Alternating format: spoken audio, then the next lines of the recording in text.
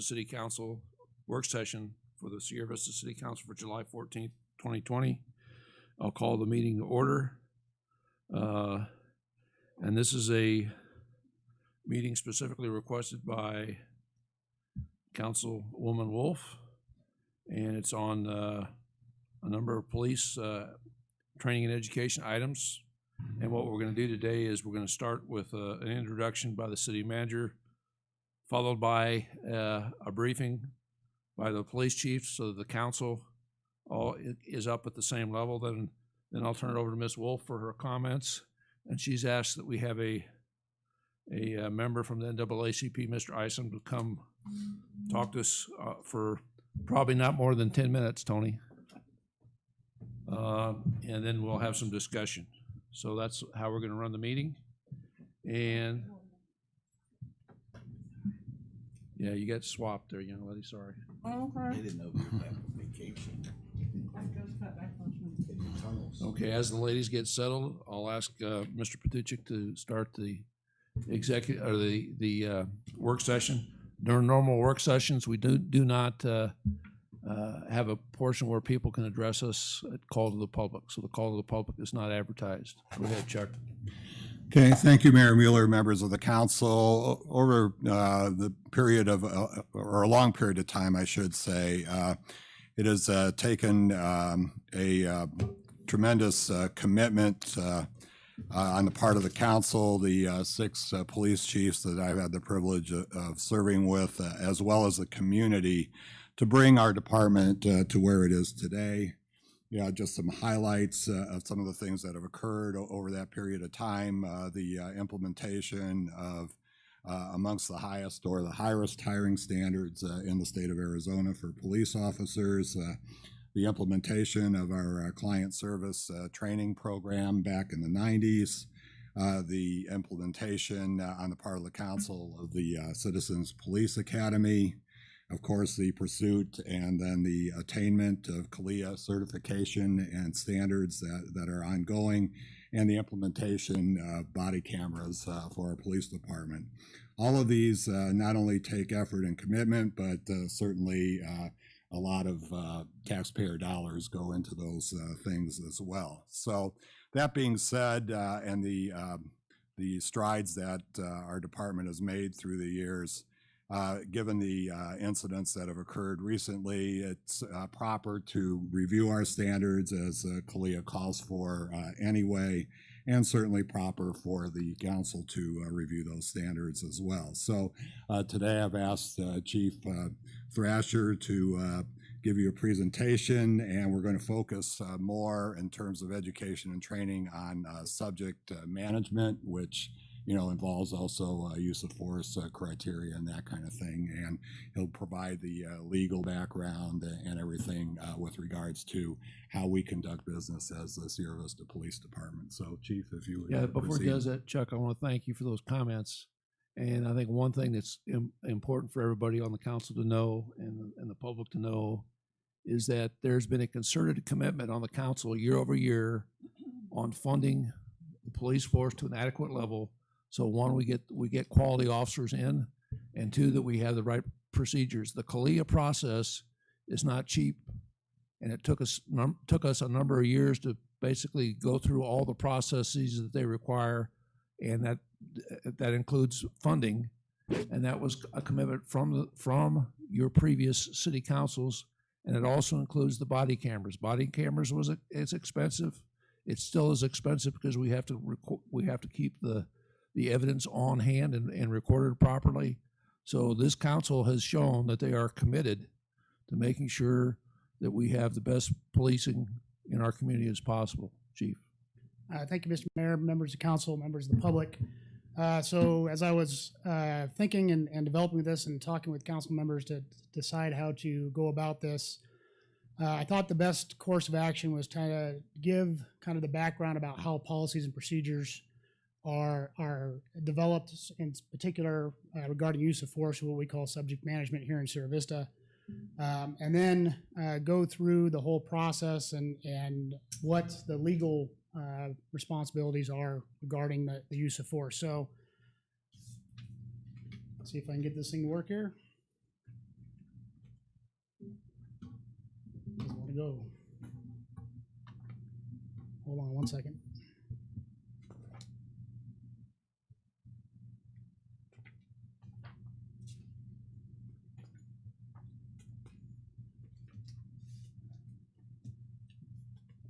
All right, I tried it right beforehand and it worked. Here we go. So, all department policies, procedures, training, including the justification of use of force, they're guided by three main things, and then of course department culture is wrapped into all of this as we go through this. So, case law that's as determined by the courts, particularly the federal courts, the Federal Court of Appeals, and particularly the U.S. Supreme Court. They set the minimum constitutional standards as decided by those courts. So they interpret the Constitution and interpret our actions as government employees and how those apply to the Constitution. Then we have the Arizona state statutes, which is the codification of standards by state legislatures. And typically, these end up eventually matching the federal constitutional requirements. So you can have state laws that are passed that are deemed unconstitutional by the courts, and then those have to change. In fact, we have a number of laws on the books in Arizona that have been deemed unconstitutional but are still on the books by the courts. So we have to stay up on those standards as well. And then accreditation standards, these are best practices as determined by accreditation organizations. We are accredited, and you'll see in a future slide here, by the Commission on the Accreditation of Law Enforcement Agencies, which is international. That is the only one that I'm aware of that's an international, national standards. They do have regional accreditation. They do have state level accreditation, but this is the only one that goes across countries and nationally. So wrapped in all that, as I stated, is your department culture, which also has an effect on your policies and procedures and how you're going to interact with the public. So the first one on constitutional standards I want to go over is Tennessee versus Gardner. This is the first time that they started applying a Fourth Amendment unreasonable seizure standard to police use of force. Back in the day, and we're not even talking that long ago, 1985 is when this case was decided, there was a Tennessee statute that allowed officers to use all necessary means to effect an arrest of a suspect that flees or forcibly resists arrest. This was based on the common law fleeing felon rule, which basically stated that we are allowed to use deadly force against a fleeing felon, no matter what. And so the court looked at that, and in this particular case, it was a 17-year-old burglary suspect who was unarmed, that was fleeing from the police, that was jumping over a fence, that was shot by a police officer and killed. The court basically said, no, that shouldn't be the standard. That can't be the standard. He did not pose a threat to anyone. So what they decided in this case about shooting fleeing felons is it was very, very specific in that the officer had to have direct knowledge that the suspect has used deadly force against somebody, and also can articulate and has reasonable, probable cause basically, that if the person is not immediately apprehended, they will do this again. So this would be the classic scenario of a terrorist type situation, that if you do not immediately apprehend, they will kill again. So it's very, very restrictive, and it's as it should be regarding a fleeing felon.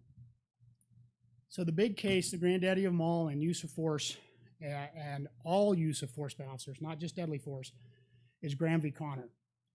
So in this particular case, the individual was having a diabetic episode.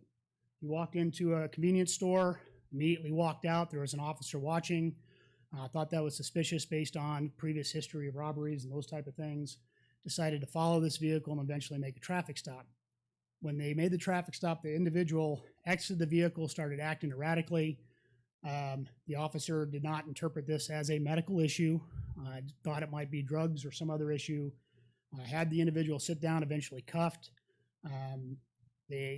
Several officers, 4 of them, picked him up, put him in the patrol car. He was injured during the process, and he sued under the Section 1983 under the federal rules for violation of civil rights. The case was dismissed at the district court because they could not show malice on the part of the officers. They could not show that they intended to hurt him. So the district court dismissed this case. Went all the way up to the Supreme Court on appeal, and they overturned it on a Fourth Amendment reasonable standard. Basically, anytime that we use force, we are seizing an individual under the Fourth Amendment. That is the standard that they use. And what they decided was it isn't whether or not the officer had malice, but it's whether or not the officer's actions were objectively reasonable in light of the facts and circumstances confronting them without regard to their underlying intent and motivation. So there's two things. The main criticism of Graham right now is that an officer could have ill intent, but if those actions would have been done by another officer that didn't have ill intent, basically reasonable officer, they'd be okay. But it also says that officer can be trying to do the best he can, but as misapplied the standards, misapplied the use of force, and can be deemed unreasonable and unconstitutional, even if the officer does not have ill intent. So that is the standard. As we go on, these are quotes from the case. And the reason why I do this is because this is how most policies are dealt with. The reasonableness of a particular use of force must be judged from the perspective of a reasonable officer on the scene. And its calculus must embody an allowance for the fact that police officers are often forced to make split-second judgments in circumstances that are tense, uncertain, and rapidly evolving about the amount of force that is necessary in a particular situation. Specifically what they said is that in the judge's chambers of 20/20 hindsight, it's not the way to view this. It needs to be based on what the officer knew at the time of the incident. And again, that's where this second quote comes in. The reasonableness of a particular use of force must be judged from the perspective of a reasonable officer on the scene, rather than with the 20/20 vision of hindsight. Now, as we go into this, it should be noted that the court did state, and I'm going to state it, it's kind of an obvious thing, but if we're deciding to take somebody into custody, if we have probable cause to arrest them, or if we have reasonable suspicion to detain them, also goes along with that is the ability to use a reasonable amount of force to maintain that arrest or detention. And that's based on maybe the resistance of the subject. So the terms used by the courts are totality of the circumstances. You consider all the facts and circumstances for each situation. Was the force objectively reasonable under the totality of the circumstances based on these three things? Severity of the crime, the immediacy of the threat to the safety of the officers and others. The reason why this one's in red, they deem this to be the most important, which makes sense. And then is the person actively resisting arrest or attempting to evade arrest by flight? So these three standards, actually we hammer with our officers all the time. In fact, they are tested on these three standards every single year in December when they take a law test. Based on our policies and also on the new laws and that kind of stuff there. This question is always on there. We want them to be able to articulate this. But it's one of those important things they need to understand. Just because we're called to a scene of someplace doesn't necessarily mean we have a right to do anything. We have to base it on legal justification. And that's where that training comes in with this. So again, where does this reasonable standard come from? And you'll see through the policy, they talk about reasonable officers and reasonable standards. The court, this is a reasonably well-trained officer standard facing similar circumstances, and would they make the same decisions or similar decisions in the same situation? That's the standard that they use. Are you on the right slide? It jumped. Yeah, I went back. Sorry, I'm sorry, Mayor. I went back because I looked and saw what my next slide was. I want to make sure I got most of the stuff here as. And also the important thing here is based on a reasonable standard, at least on the federal courts, even a technique that is untrained can be deemed reasonable under the federal law. And I'll use the example and I'll use it as I go through here. So I was a high school wrestler. I wrestled for 4 years and I've been in a couple knockdown drag out fights in my career wrestling people. And inevitably I end up in a wrestling move. Okay. Particularly maybe like a half Nelson or something like that. That isn't necessarily trained because we try to keep off the ground, but that's what ends up happening, and it can be deemed reasonable even though that may not be a trained technique at the academy.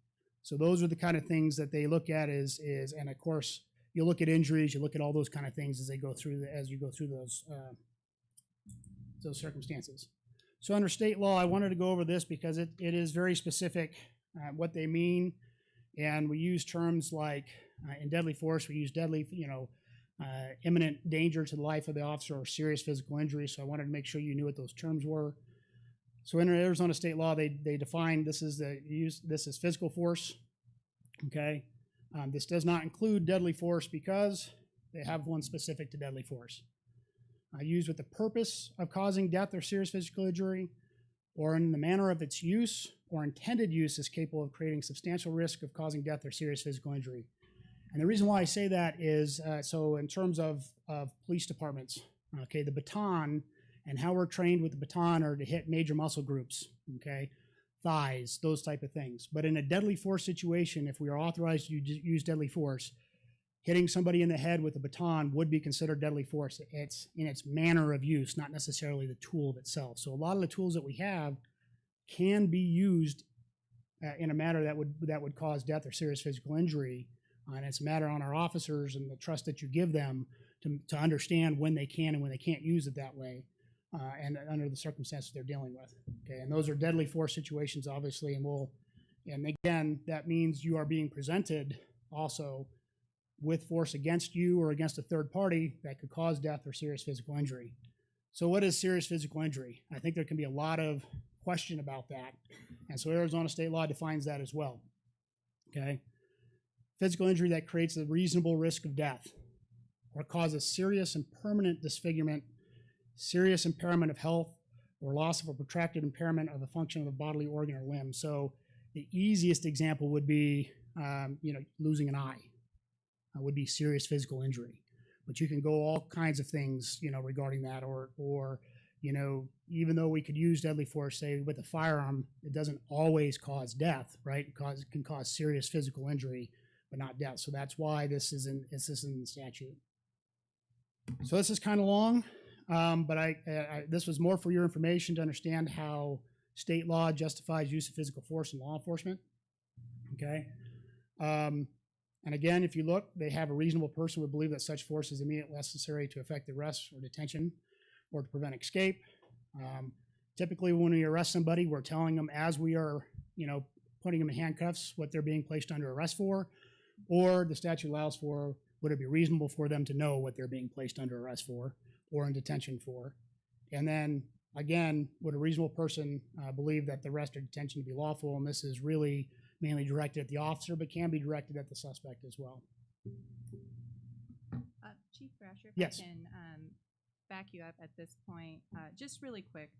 And I want to say from reading through your manual, I do think it is important for council to know that in your police manual that you don't use a reasonable person standard, that you actually use a reasonable officer standard, which is a higher standard. Which is the standard that is based on case law. Correct. Which but is it the is a reasonable officer. higher standard. And I just Well, want if you look at this one too, because if you look at the title of this is use of physical force in law enforcement. So the reasonable person and the interpretation of this is the reasonable officer. Yes, sir. Okay. So the use of deadly force by a peace officer against another is justified pursuant to the previous section only when a peace officer reasonably believes that it is necessary to defend himself or a third person for what the peace officer reasonably believes to be the use or imminent use of deadly physical force. So that is the main one that we look at.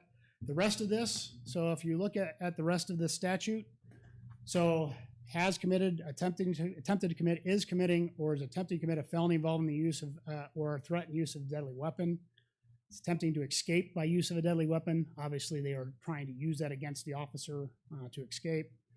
C is the Tennessee versus Gardner standard, through past or present conduct of the person which is known by the police officer that the person is likely to endanger human life or inflict serious bodily injury to another unless apprehended without delay. That is a very, very high standard, as it should be. It's very hard to articulate that. I can only think of a few situations, mainly a terrorist type situation or an active shooter situation that would fall under that category. Thank you, Chief. I've noticed a couple of times that this information refers to felons committing a felony.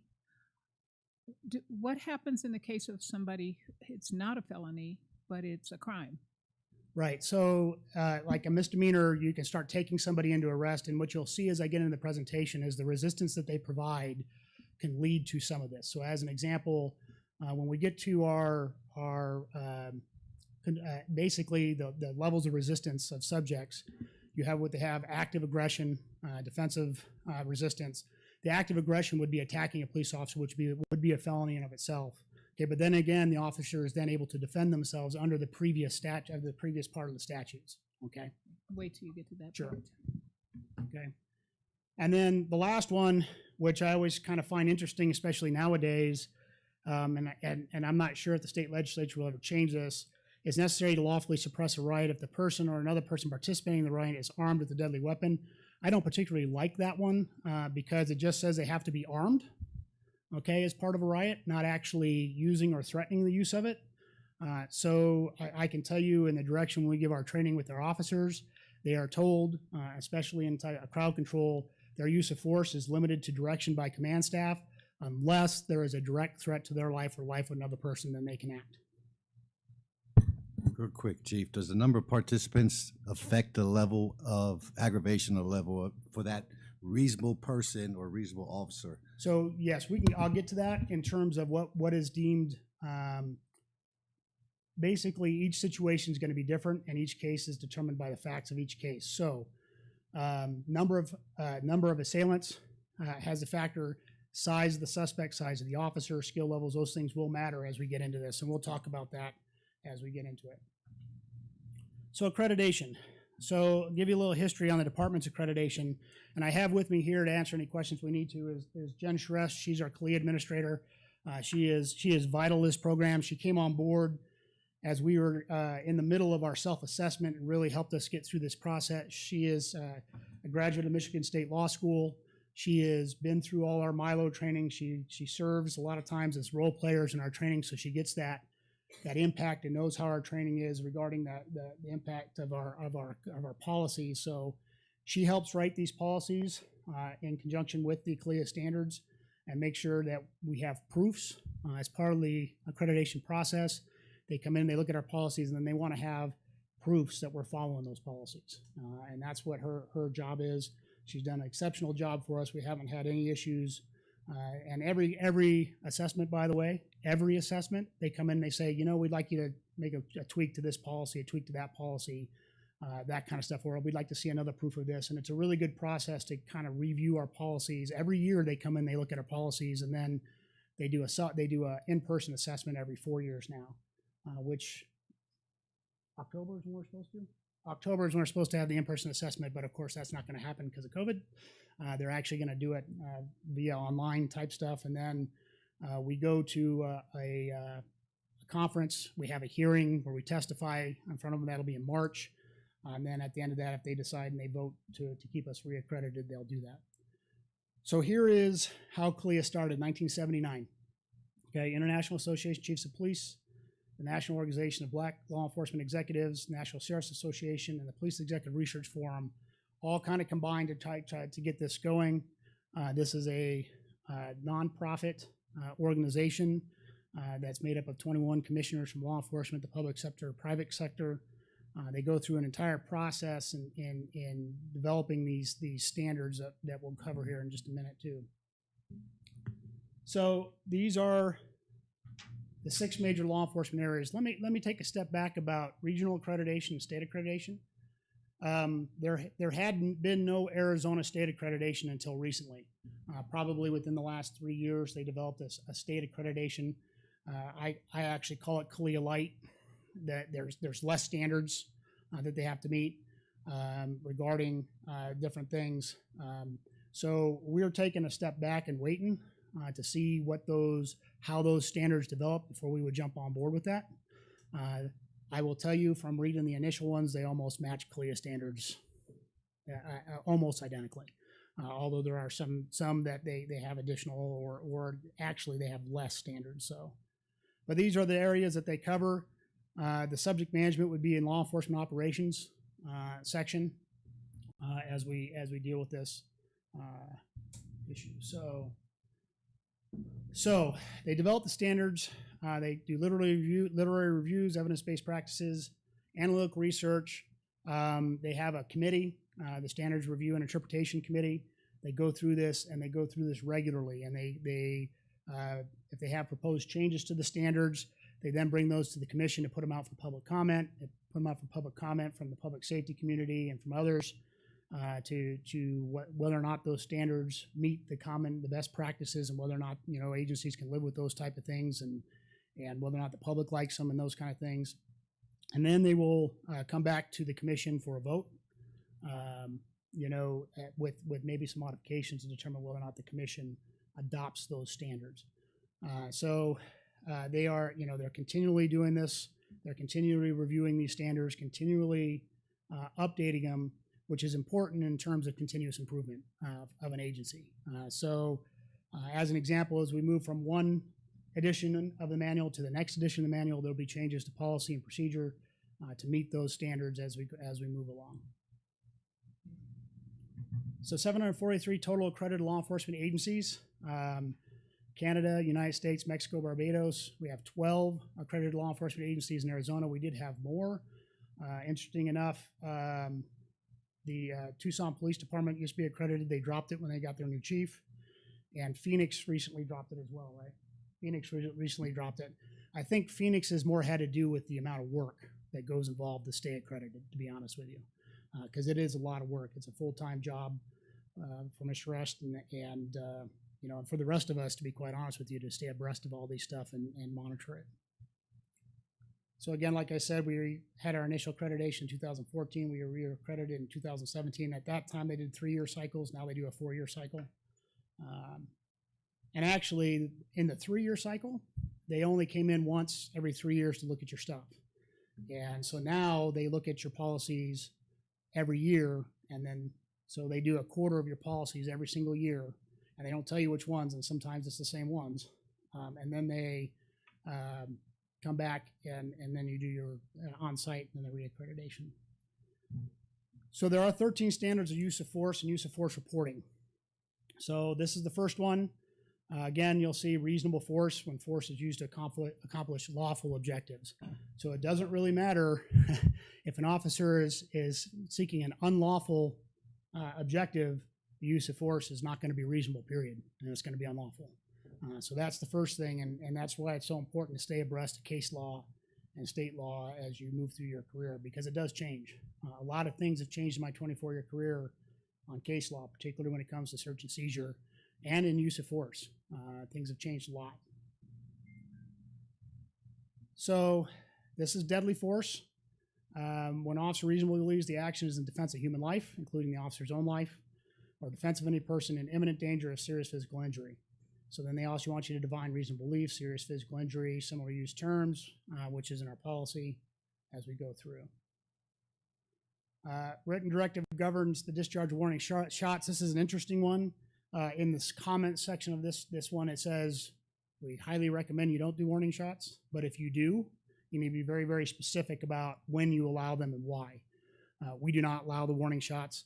We have to count for every round that goes down range. It's too dangerous to know where that round's going to go. There has been debate within the last 10 years whether or not this being able to use warning shots could actually, de-escalate a situation. I'm just not convinced of it. So I believe that's a proper one not to allow that. Less lethal weapons. Okay, so in terms of our control techniques, you'll see those are things like tasers. Those are things like bean bags, pepper ball, things that, so as an example, a bean bag can be used as a deadly force weapon, but as designed, and if used as designed, it's considered what they call a less lethal weapon. So you got to have a whole policy that governs that.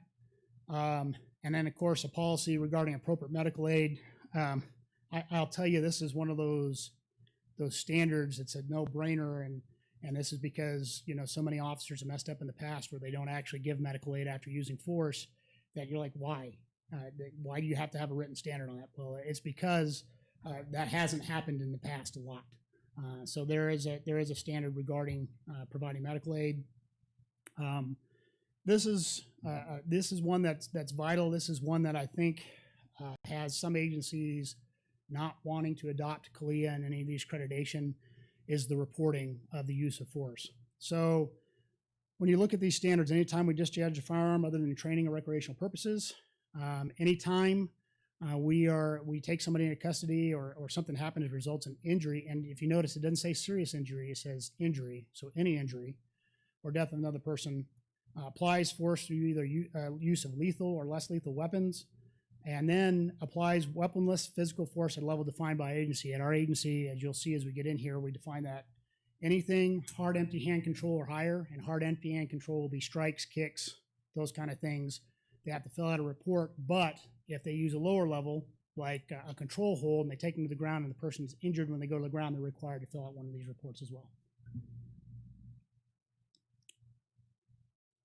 So then we have a written procedure for the administrative review of each of those reports. And so I'll go over that. And then written directive requires that an employee's actions or use of force in our official capacity results in death or serious physical injury be removed from line duty assignment pending administrative review. This is an important one. Now, if you notice, it doesn't say they have to go on admin leave. It just says they got to come off the street. So they could be in the back office doing paperwork, but until administrative review is done, and we add into that, obviously seeing counseling help as well as part of the process. Again, this is kind of a no-brainer, but only weapons and ammunition authorized by the agency be used by the agency personnel in the performance of responsibilities. This also applies to off-duty. So, our officers carry off-duty weapons. They're not our duty weapons. They're usually smaller. They are required to get those inspected and qualified with and carry department-approved ammunition in them as part of that process and as part of this standard. Written directive requires only agency personnel demonstrating proficiency in the use of agency-authorized weapons be approved to carry such weapons. Again, another no-brainer. But again, for years in the past, agencies would get away with not qualifying for years, and then of course something bad would happen. And I'll be as honest as as anybody, that it doesn't matter how good you shoot at the range. You can be an expert. When rounds are flying back at you, you're not always going to hit the target. And so you got to make sure you know how to demonstrate proficiency, not only in qualification, but in reloads and how you deploy those, how do you unload those things, everything else. So that's all part of our training program, and it's obviously in our policy. And again, at least annually, they receive in-service training on agency's use of force policies, demonstrate proficiency in all lethal weapons and electronic controlled weapons. That's the taser for the employees that are authorized to use this. So that's okay. Again, they need to be issued policies as described. If they're going to carry those weapons, issuance and instructions shall be documented. And then we do an analysis every year of our use of force. The SHRES does an extensive analysis of our use of force during the year. That comes up through the chain. It's reported to CLIA. It's part of their stuff of the policies and practices. And a lot of that, to be honest with you, will be also to determine whether or not we need to change tactics or things like that. When we go back to the written reports, one of the examples I use is, as part of this thing we talk about the carotid control hold, it hasn't been authorized in our department since the late 80s, except in deadly force situations. And so officers weren't trained with it. We had an officer years ago that was in a struggle with a suspect, got put in a chokehold, was choked out, and didn't know how to get out of it. Well, in the lesson plan for post, how to get out of it is in the lesson plan for how to put it on. So we had to go make sure we go back and reevaluate our training program to make sure that there is some kind of familiarization with the hold, how it's put on, and then how to escape from it as well. All right, so when we get to the subject management reporting, I know there's always questions about how is that reviewed. We have a subject management review board, and as you see here, in 2010, we changed the name from use of force to subject management. Part of that is part of a cultural issue deal where we want to start getting our officers more into the mindset. You're trying to manage behavior, not go out and use force when you have to. And so sometimes those words matter, and when you start describing it, I know nationally use of force is the term that's used, but subject management is really the goal. We're not going out looking for a fight. We're going out to make sure that we are able to serve and protect. And then if we have to take somebody into custody or we have to detain somebody, we are able to control their behavior. Yes. Question: who's on the subject management? Yes, I was going to go over that. So The subject management review board is chaired by a lieutenant. We have a defensive tactics instructor on it, and then we have other department members, corporal and above, that review it. So what they do is they go through and they review the subject management. To kind of go back to, I'll have to give you, this is a mandatory report to be filled out by an officer. Legally, when it comes to those kind of things and Garrity and those kind of things, that usually when you mandate a report, especially something like this, it can't be used in a criminal case typically.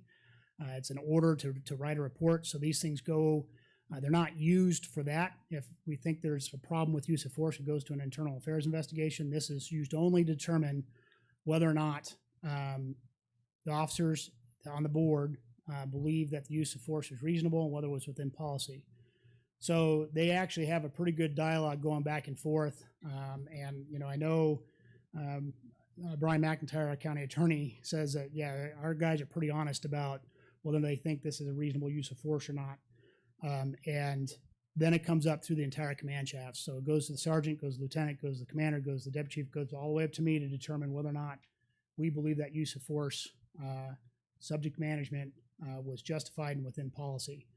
Best thing about the body cams is we review those all the way up. And I can tell you that at times those body cams have gone, we need to look into that further for sure on these situations. So it's a great tool for that. So that use of force reporting then goes to Ms. Shrest, who then documents all the aspects of the use of force into a database that then it is used to do the analysis at the end of the year. So again, this is a change in mindset that we're looking for with subject management. So, and this is coming from our policy. There's a couple things that I just added for clarification. So there's two things. It used to be that police, I know when I came through the academy, we were taught that our use of control methods is based solely on the subject's resistance. Well, that's not true. And that's not the right way to actually view these things. Okay, so that is one of the things that you look at is the subject's resistance and the level of resistance they're providing.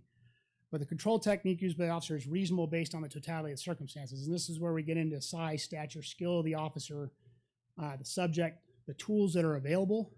So as an example, a detective that may not have the belt on with the taser and everything else gets in a scrap, may not have those tools available. You know, it's typically when they go out and they do stuff, we have them wear their outer vest where that stuff is on it so that they have those tools, but it can happen. And the best example I use of this is we have one officer, he's about 6'4", probably 270 pounds. And then we have several officers that are 5 foot tall and maybe 100 pounds with all their gear on. Their ability to use physical force, soft empty hand controls, hard empty hand controls, are going to be entirely different. And so the amount of force that they may use may differ from another officer based on the situation. And that needs to be allowed for because we're not all the same. Even officers, you know, on skill level. So we have some officers that are experienced wrestlers, MMA stuff, that kind of stuff that are a little bit more skilled than some other officers that don't do that very often. And these can be perishable skills. That's why we practice them. So it's important to understand that as we go through this. You know, you'll see videos on TV and that kind of stuff of different size officers getting in fights with individuals, and what level of force is justified for that officer may differ from another officer. So these are the levels of resistance, and this is typical of any police department and how they articulate it, and I'll go through these. Some of them are pretty self-explanatory.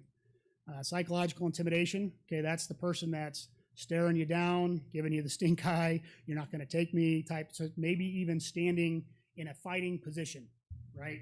And I think we all can recognize that when that happens. Then you have the resistive dialogue. That is the person that is telling you, I'm not going to go with you. You're going to have to fight me. And they're telling you that. Passive physical resistance, this is the classic, I go to arrest somebody and they just sit down. They're not fighting you. They just sit down. And so that's that passive physical resistance. They're just not going to cooperate with any commands. Defensive physical resistance, this is where they start getting more physical with you. This would typically be the person that's trying to pull away, okay? Tell them they're under arrest. I go for a control of the arm. they yank it back, maybe a foot pursuit, those kind of stuff. That's a defensive physical resistance, which then can turn into quickly an active physical aggression. And now they turn around and they attack the officer, hit the officer, kick the officer. We had 5 instances last year of active physical aggression. We actually had a skateboard swung at an officer. We've had several of them kicked, several of them punched. That's that active physical aggression. And then you get into what they call the aggravated active physical aggression, which is the person that's trying to kill the officer. That is, and we've had them, they may be in the active physical aggression physically, but stating, I'm going to kill you. That's happened before as well, that we've been able to control those individuals. So that's what the officers are looking at. This is our control techniques in our department. And these are what the officers use. Now, officer presence, verbal persuasion is 90% of what we do. That is 90% of what we do. This is where you talk your way into it, talk your way out of the fight. This is the most important part. This is the part we spend a lot on in tactical communications. This is the stuff they talk a lot about in field training. This is one of those things that, you can prevent a lot of fights by your officer presence and your verbal persuasion. First of all, you show up, you look, it's the whole, you heard of command presence, right? The officer shows up, don't mess with them, look at them, look at her. And then there's the verbal persuasion, the soft approach, which we definitely advocate. I can tell you, just an example, when I first started with the police department 24 years ago, how I was instructed to do a traffic stop was I made my approach, you did it safely, you stand behind the pillar just for safety, you're back there, and it's, good morning, I'm Officer Thrash with Service to Police Department, can I see your driver's license, registration, proof of insurance?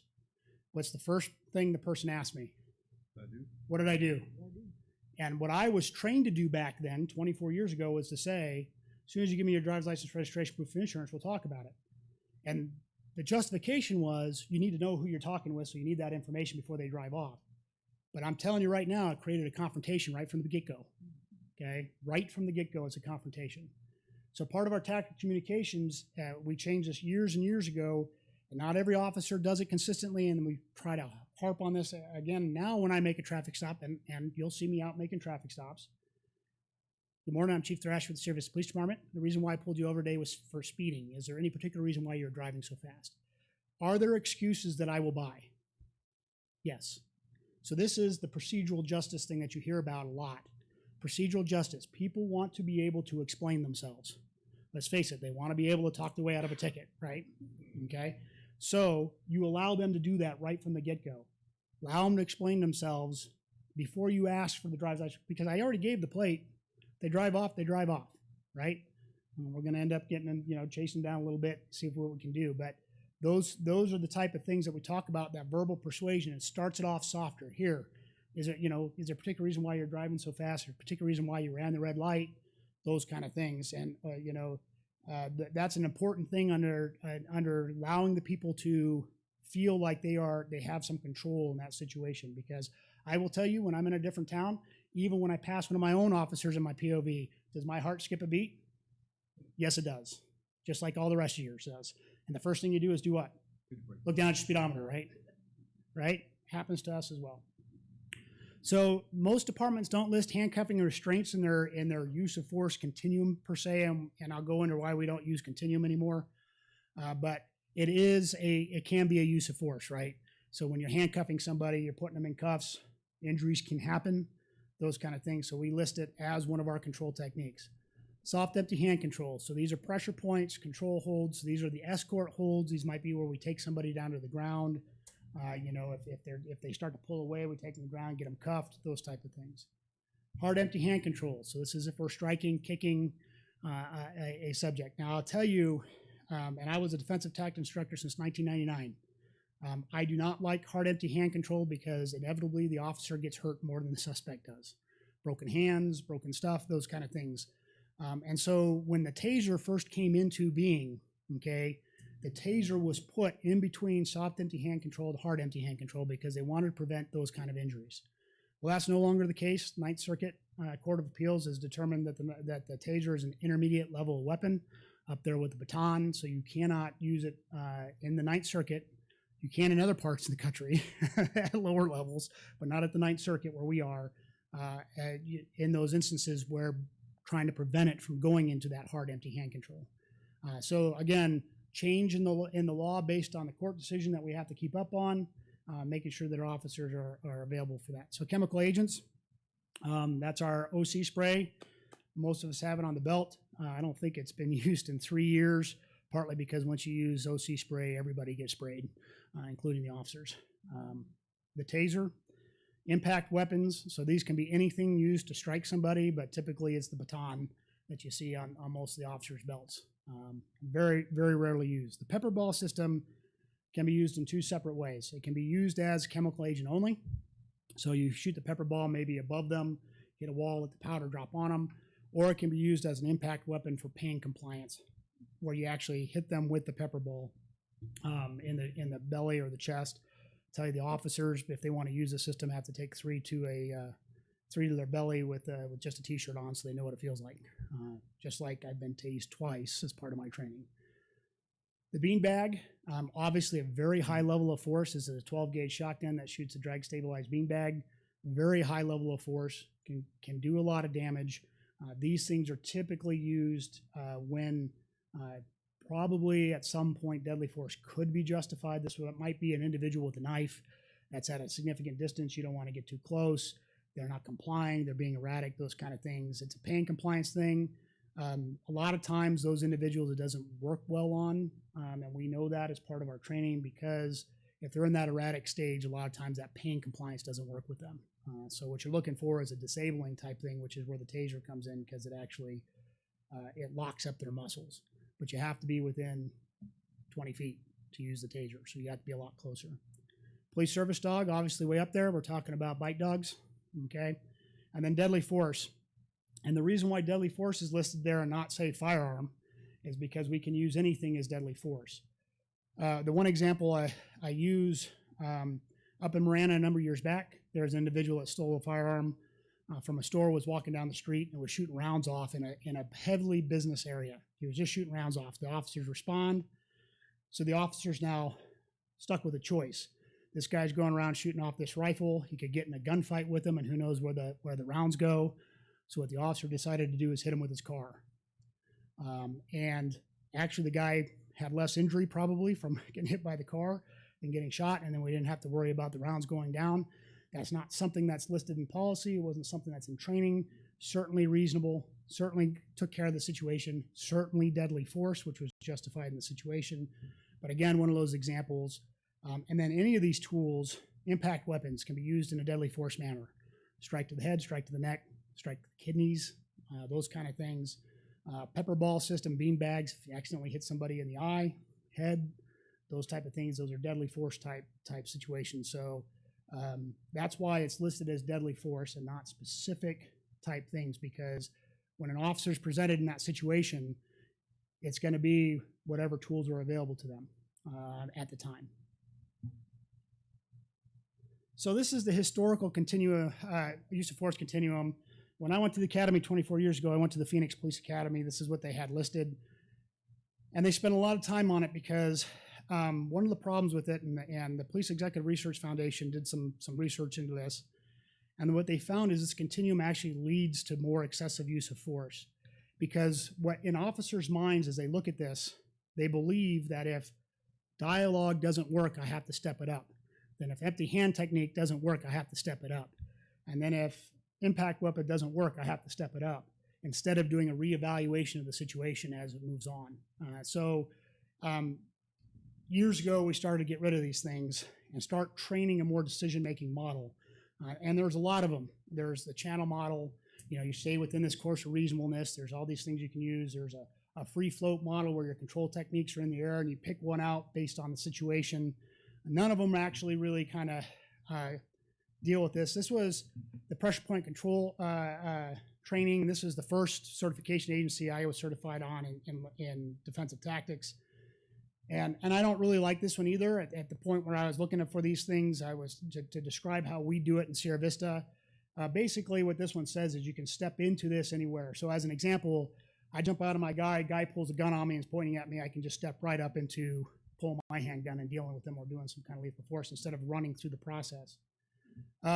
So we're looking for a decision-making model and use of force that's based on the totality and the circumstances. And in the 90s, we kind of scrapped these things and went to this. We're looking at the situation and what can we do to deal with the situation, escalate, de-escalate, try to time, distance, all those kind of things that you talk about in de-escalation techniques. We've been trying to deal with those and deal with the decision-making model. I didn't include it in the slides. What you're going to see here is this next one. This is from PERF, and I didn't include it because it's so fuzzy. But this is as close as you're going to get to what we do here in Sierra Vista. And this is from the Police Executive Research Foundation. And I actually based this on the model from the United Kingdom. So in the middle, you start with your ethics, values, proportionality, and sanctity of human life as your core. That's your core values. And so you get back to our client service, our service with honor program. Everyone will be given the best possible service. The individual will be respected. That's where that falls. That's that whole culture that you deal with in building a department. And that was started off by Chief Vance and Chief Montgomery in our client service program, in that, our tenants, the individual will be respected, everyone will be given the best possible service, excellence, superior performance will be pursued. Right there, everybody is valued. Proportionality is something that's very important when you start dealing with police tactics and that kind of stuff. And it goes back to, I have 4 children, and when you start talking to them and said, just because you can do that doesn't mean you should do that. Okay, so those are those kind of things that you look at, and you want them to evaluate the situation and what they're faced with. So how this starts, and this starts right from the beginning when they get out of the academy and they go into field training.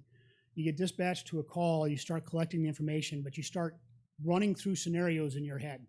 What am I going to? Okay, and I'll tell you, actually the use of the car computers has caused a little bit more issues for us. When I started, we didn't have car computers, so you got a very short sentence from your dispatcher, and you ran through every possible scenario in your head as you went before you got there. What am I looking at? Now with the car computers, they get locked into what it says on the screen sometimes, titles.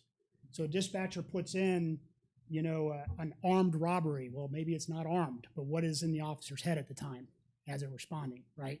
So those kind of things, they have to run through those scenarios. What if this? What if this? Collect information as they are responding. Try to get as much information as possible. Suspect description, weapons, those type of things, those type of threats. When you get to the situation, and this all happens seconds, milliseconds, by the way. This is a very quick process. You assess the situation, the threats, and the risks. You consider your police powers and your department policy. Why am I here? Do I have any authority here? The prime example of I have a suspicious suspect call at a bus stop. Why is that person suspicious, and do I have any right to deal with that individual? Do I have to go up there and use a consensual contact, or do I have a right to detain the individual based on reasonable suspicion? Those are the type of things that you have to consider as you get into this. You identify your options, your best course of action, and then you act. And then as you act, you have to, at that moment, reassess. Is this working, or isn't it working? And if it's not working, they say spin the wheel and go back. Reassess. Consider what you're doing. Identify different options and go on. So you can, in one particular incident, ramp it up, ramp it down, ramp it up, ramp it down until you have control of the situation. But what this allows for is that ability for the officer to make decisions on the fly and not think, oh, wait, my soft empty hand control didn't work, so now I need to hit him. Wait, the hitting didn't work, now I need to go to taser. You can jump in there in the middle if you need to, or you can backstep it as you go through the situation. During this entire time, we're training our officers, you don't always have to be in the fight. You can break contact and wait for your backup or wait for other help. Reassess the situation. That's involved in all our use force training, all our subject matter we do as part of our training. You got to worry about what we call sequencing of training. So back a long time ago, when you come into training, we have these things called red man drills, right? Suspects all, in a red man suit. So you figure, okay, it's time to go to town. This is a test of whether or not I can fight or not.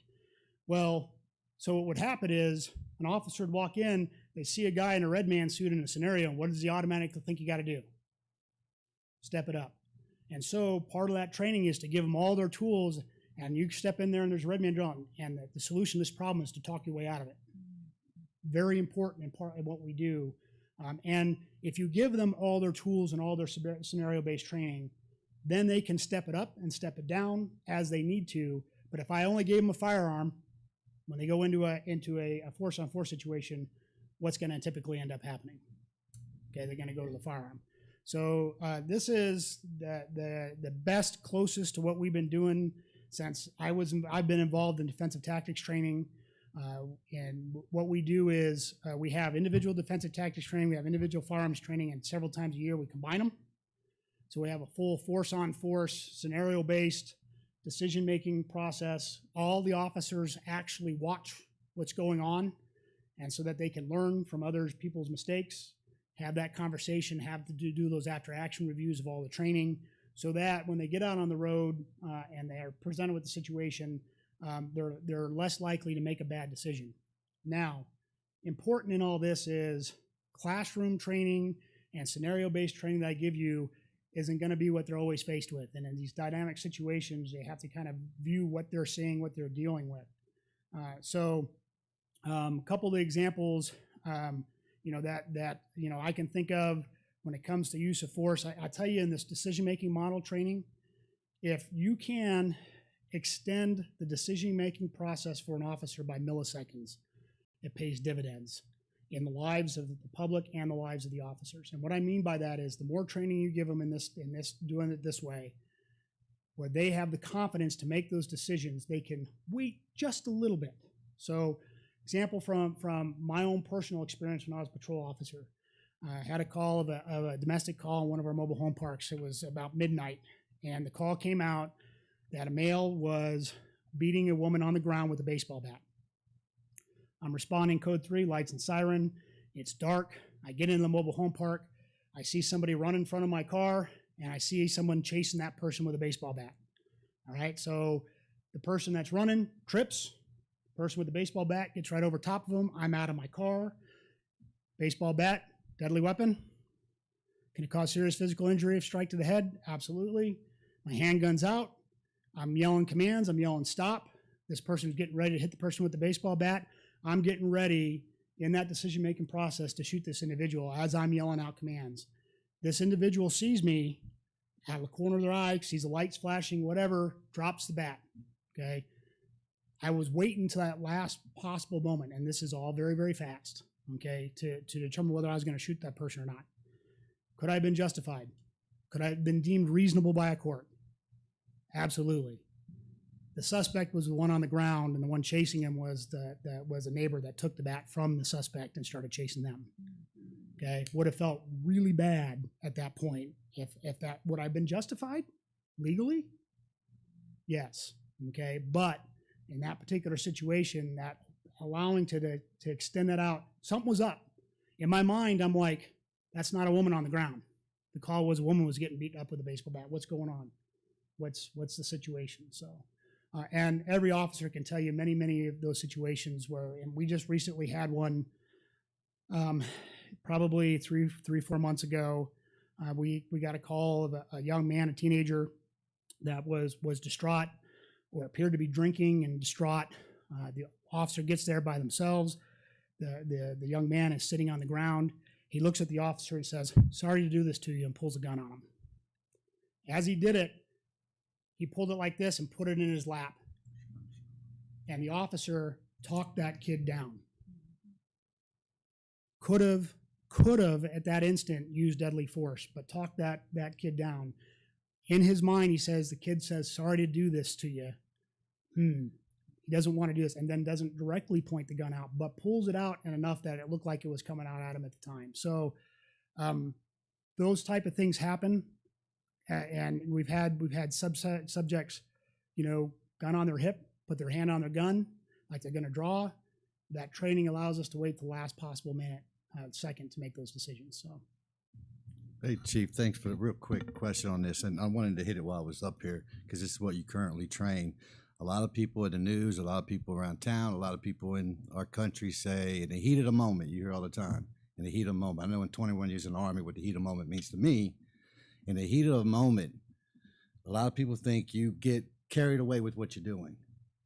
In your opinion, because you know you're training your current technique training and your current model, does this mitigate your heat of the moment at the time? And I think you answered it with what you just said, but I want to hear from you. So Is this like one of your anything, tools? can that happen? Absolutely. I don't think any chief's going to get up here and tell you that never happens. Can this mitigate it? And part of what mitigates this is that middle part right here. The ethics, values, the sanctity of human life, what we're trying to do, we're trying to serve the community, individual, be respected, all that kind of stuff. That's the important part. And from day one in the academy, they tell us, and I'll be flat out honest with you, the court tells us that we're not allowed to have emotions, okay, as it comes to this. That when somebody's fighting me, they're not fighting me. They don't know me. They're fighting the uniform or the authority that I represent. And we have to make sure that we stick to that. Can this happen? Yes. Can officers get carried away? Absolutely. In fact, most use of force problems happen to officers getting carried away. Think back to the early 1990s and Rodney King, okay? And they just kept going and kept going and kept going because they absolutely lost control and they were absolutely wrong. And so those things we talk about, when you look at our policy, you know, we're going to add the DOJ de-escalation standard language to our policy, only because it's what we train, you know, time, distance, that kind of stuff. We're going to add it, but there's also the definition of de-escalation, which is once force is applied and you get control, you need to step it back, okay? And that's an important part of the training in everything we do. And so when we do scenario-based training with use of force, and the officer has to step up a level, say they are that now the subject strikes them, and the officer strikes them back, and then they get control. It's about that back down process as well. Okay. So again, de-escalation. So I just mentioned this just a second ago. Again, you use a technique to gain compliance, and then you step it back once you get compliance, and then the DOJ's definition, which is, by the way, de-escalation, the way it's used now is kind of new. It's what cops have been trained in my entire career. Okay, it's just a new kind of buzzword that people use. But this is the time, distance, tactical flexibility, space. You got to get rid of that mentality of you know, you can't back away to gain some compliance, that kind of stuff. I always tell people you're safer at time and distance. Safer at time and distance in your decision-making process. So, but that doesn't always mean that works, right? Sometimes they close that distance. Sometimes it's just right there. You go into somebody's house on a domestic call and you're in the hallway with them. Time and distance may not be there, right? So each situation is very unique to what the officers are doing. You trust them to make those decisions, and that's part of why the training is so important. But that's part of why, you know, that culture is so important as well. Again, this de-escalation, while, you know, I know when Councilwoman Wolf asked about our de-escalation policy, I said we don't have one titled that, but it's throughout everything we do. And it's been like that forever. And I think I know most chiefs get a little bit irritated when officers need to be trained in de-escalation because it's all I've ever been trained in, you know. And so it's kind of one of those things that you look at and you go, huh? Okay, so one of the formal things that we did years ago, and it used to be called verbal judo, but it's that tactical communications, and that's where I talked about that traffic stop scenario, how you deal with that conversations with people. It's not just how you talk, but it's also how you stand. It's also how you, your facial expressions. So we always tell officers they need to have their hands in a position where they can get up and defend themselves within a certain distance of a person. So I could sit there like this, in a fighting stance, or I can sit there with my hands like this or like this. Am I still in a position where I can react if I need to, but is it a softer approach? And those things are pretty important. Sometimes it doesn't call for a softer approach, sometimes it does, and a lot of times you are basing it on how the individual's interacting with you. So then we get into the types of neck restraints. So there's 3 basic types of neck restraints, and we're going to go over each one of these. I think it's important to note that if you ban all neck restraints, I'm going to tell you just about every officer will end up sometime in some kind of combination arm neck hold, or the wrestling's half Nelson. If you guys don't know what that is, it's where you come up under the armpit and your hands on the back of the neck. And then when you're on the ground, you wind up and their head's here with their chin in your side and your arms around the back of their neck. Legal in high school wrestling, okay, and those kind of things. And so those do happen. So we have to be very clear about what we're talking about. So chokeholds, this is the respiratory neck restraint, and that's direct mechanical pressure right here. On top of it, cuts the airway off. Arizona Post lesson plan, every lesson plan there is, every department I know lists this a deadly force, okay? Because obviously why, right? Okay. The carotid is the one that gets misrepresented as a chokehold in the press, around the country. They use them all the same way. This is not one that is a respiratory one. This is vascular.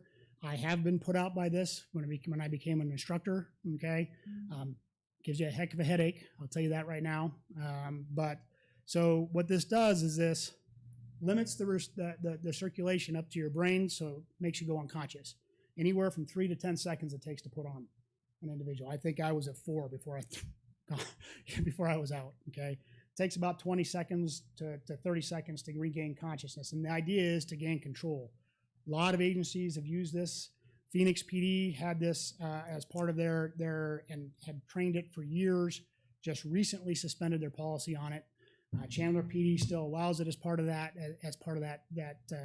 less than deadly force situation, but right there before it. The reason why in the 1980s our department limited those deadly force situations is because in that dynamic knockdown drag out, and I try to get the carotid on, okay, you can get them into a chokehold and you can cause some serious damage. So again, misapplied, it can become that chokehold. And one of the reasons why this is trained on familiarization and not trained on to in departments where it's deadly force. The reason why we don't train it to perfection or to where we have it is because the more you train it, the more the officers become familiar with it, the more likely they are to use it in situations where it isn't deemed right. Okay, so we do familiarization with it. This is what it feels like. This is what it looks like. This is only applied in deadly force situations, meaning going back to that rule, life of the officer or life of a third party, and then you release it. Do they have, if you put it on properly, could the person survive it? Even a chokehold, could they survive it? So your options really as an officer in that situation, and I'm talking about, and you'll see in that in the scenario base, we're talking about these can be rare. These are very rare, okay, where these could happen, but could it happen? Absolutely.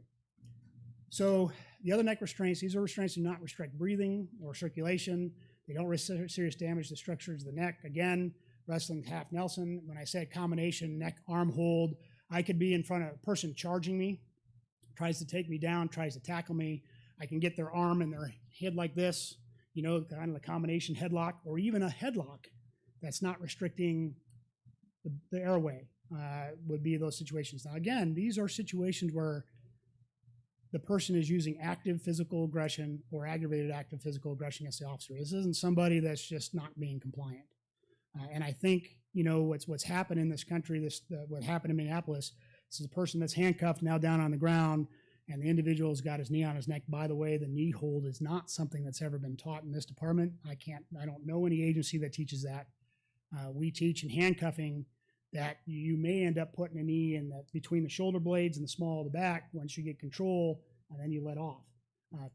Can your knee slip down to the neck in a dynamic situation? Yes, but to hold somebody there is not something that's acceptable anywhere that I know of, okay? Unless, of course, there's some kind of deadly force type situation. And the only thing I can think of in that particular situation was when you're trying to deal with this guy and his buddies come charging at you with knives or whatever. But again, what we would probably teach is disengage, disengage, because you don't want to be stuck in one spot. You want to be able to move. So these type of things would be authorized under the soft empty hand control, under the control hold type thing. Could they turn into, in a dynamic situation, the person's being actively, the aggravated active aggression? Absolutely. So the reason why I put this here is this is our policy for the discharge of firing our weapons, except to protect themselves and another person from imminent death or serious physical injury. this is the same language. Our NORA language right now says in our policy that the carotid will only be used in deadly force situations, which means this. I can change it to this very easily. That means the same thing. But we are going to add in chokeholds as well. I think that's important to note. While the officers know that, because we don't list out every particular type of deadly force, but at least be clear on that type of thing. So again, we should not discharge their firearms except to protect themselves or another person from imminent death or serious physical injury.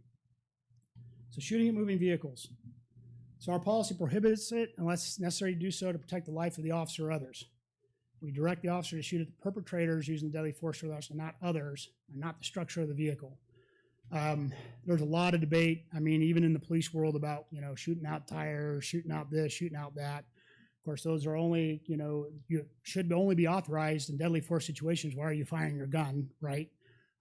But again, where are those rounds going? Type stuff. And we want to direct it at the person that's using the deadly force. So as an example, could, somebody, a drive-by shooting type stuff, somebody shooting from the vehicle, the passenger, all right? The rounds would be directed at the person shooting the gun, not necessarily the other driver or the other passengers. Can the others be hit? Absolutely. But we're talking about and every use of force is this, by the way, a cost-benefit analysis, okay? What is the risk, and what is the governmental interest that we're trying to obtain on any use of force? Those are the kind of things that officers have to go through. So what is the risk of shooting at a vehicle versus letting it go? So we're going to get a couple examples here, and then the use, and in this particular one, carotid or chokehold. Why I'm and actually we've done a research of all the Arizona agencies. Everybody allows these in deadly force situations, and the reality of it is, use of force situations, subject management situations, it can be ugly. It can be darn right ugly. Okay, if somebody's trying to kill somebody or killing the officer, it can be pretty ugly, and we don't want to restrict their ability to make a decision to save their life or save the life of somebody else by saying you can't use that in policy. That's why in all the ones I know of, it says deadly force. It doesn't say use of firearm, use of this, it just says deadly force. So in this particular one, and we have had officers where people have been gone for their guns. You go to arrest somebody, starts off as a defensive physical resistance. They start trying to pull away. You take them to the ground. You're now trying to get control. Now they turn aggressive towards you, towards the officer. Now the fight's on. You're on their back. He reaches around and starts grabbing for your gun. Okay, there's only one reason why they're grabbing for the gun, at least in my mind. And maybe it is to escape, but they plan on using that, or do you want to risk them using that weapon? And so, obviously, a lot of officers have different levels of holsters to try to prevent that from happening, but it can happen. A lot of officers are killed by their own guns. So if I'm in a spot behind him and I can put a chokehold on instead of, what do I do? He's got my gun. It's a no holds barred type situation. Would I be authorized in picking up a rock or a brick and hitting them if I had to? Those type of things. So that's the kind of situation we're talking about. Again, we haven't had to use it in 24 years, but again, we've had some knockdown dragouts. We've had some officers we had an officer that was choked out. We've had officers that have happened out. I have an officer that's on light duty right now because he had to have neck surgery after a struggle with the subject. So it can happen. Shooting at moving vehicles. Again, we talked about somebody shooting from the vehicle, and again, it wouldn't just be the person shoots from the moving vehicle, drives off, and is never seen again. It is continuing to shoot at people, continuing to injure people. This is the active shooter situation that we have become so prevalent with in this country. 2 years ago it was just the Stoneman Douglas High School and those kind of things. These are those types of situations. The person was in a vehicle, okay, or the classic terrorist person intentionally running over people with the vehicle, okay. If you allow them, if the officer's there and believes if he allows them to continue to just keep running over people, do you shoot at the vehicle? Take the chance that you might hit him, the vehicle veers off, hits somebody else. It's possible, but could they keep running over people? Absolutely. I've stood in the spot in Charlottesville where the protest happened, where the young lady was hit by the car. The protesters were in an area probably 50 feet wide, blocked by buildings. There was no place to go when he came barreling in there. Now, lucky for everybody else that was there, person backed away and drove off, but he intentionally used that vehicle as a weapon. And you know, I can see in those situations an officer may have to fire on the vehicle, on that driver, to stop them. So those are the kind of things that we look at in the situation. We do, yes, officers do, in our minds, think of worst case scenarios, what could happen, but we are always trying to deal with the situation and try to get people dealt with and with least injuries possible as we go through there. So I believe that's what I have for you. Did you want to have them ask questions, or did you? No, I want to wait on the questions because we've asked Mr. Isom to come up and share a few words with him. So, like, Mr. Isom, if you would, sir, come forward, and then we'll open it up for questions for you, Chief. After that, I don't want to run over our time. We got about 20 minutes left. Good afternoon, everyone. For those of you who don't know me, my name is Anthony Isom. I'm the president of the Greater Huachuca Area branch of the NAACP. And recently, last month, in fact, we had a public conversation between the law enforcement community and the citizens of Sierra Vista. And I stand before you now to put forward the NAACP position on law enforcement and use of force in our communities. And as I was listening to Chief Thrasher, you know, his policies, or the policies of the Sierra Vista Police Department, are not far removed from those of the NAACP. NAACP specifically asked for a ban on chokeholds, a 6-step use of force continuum. I'm pleased to see that the Sierra Vista Police Department already recognizes the use of force continuum, which prevents an officer from going straight into the use of deadly force when approaching the situation, but starts off with police presence, which in and of itself can de-escalate a situation. When people see the police are around and perhaps involved, that could serve to de-escalate.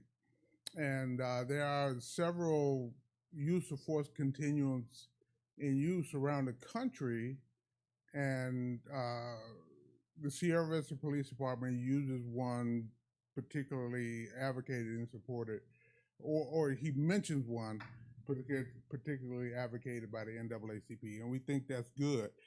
I was kind of interested to hear that the use of force continuum has been at play in the law enforcement community here, but is being backed down a little bit, you know, in favor of other options. But the use of force continuum continues to be advocated by the NAACP. The third thing that we recommend is an Open Records Act, or Open Records point of view, so that officers, and they're good officers and bad officers, but the records are open to the public so that officers who have a history of disciplinary action are not shielded from public view. What's happened, unfortunately, before and around the country is officers that have records, such as the situation in Minneapolis with George Floyd. It turns out that this officer, had 12 offenses prior to that, and nobody did anything about it. and an Open Records Act. I think one is in place in Arizona that prevents shielding of officers with disciplinary problems from the public. Recertification credential denials. In the case of use of deadly force, the officer should be evaluated, and possible outcome of that evaluation should be the denial of his or her certification to use weapons and things like that. And finally, a citizen review board. Now, when we had our public discussion with the law enforcement community, it was learned that review boards have been in use in Sierra Vista and in the county before with varying results. But we think that the use of review boards, especially citizen review boards, because it's unlikely, or people have the opinion that police who review themselves are not always effective at doing that properly or fairly in some cases. So we advocate the use of citizen review boards. And there are pros and cons on both sides of that situation, but I think that the weight of the discussion should fall on the pro side, because a couple of things happen when citizens are part of police reviews. One is accountability of the law enforcement community, and the other thing is transparency. One of the worst culprits in distrust of the police community is the idea that things can be done in secret. And we see that, you know, with groups like Black Lives Matter, that people misunderstand that Black Lives Matter does not mean white lives don't matter or blue lives don't matter, but Black lives also matter. And it's important that if we move toward a position of equality in this country, all lives have to matter. But through the history of African Americans in this country, from prior to slavery up to the present, African Americans have had to play catch up with everybody else. And we need to emphasize, and we as the NAACP try to emphasize, that Black Lives Matter also. But ultimately, all lives matter.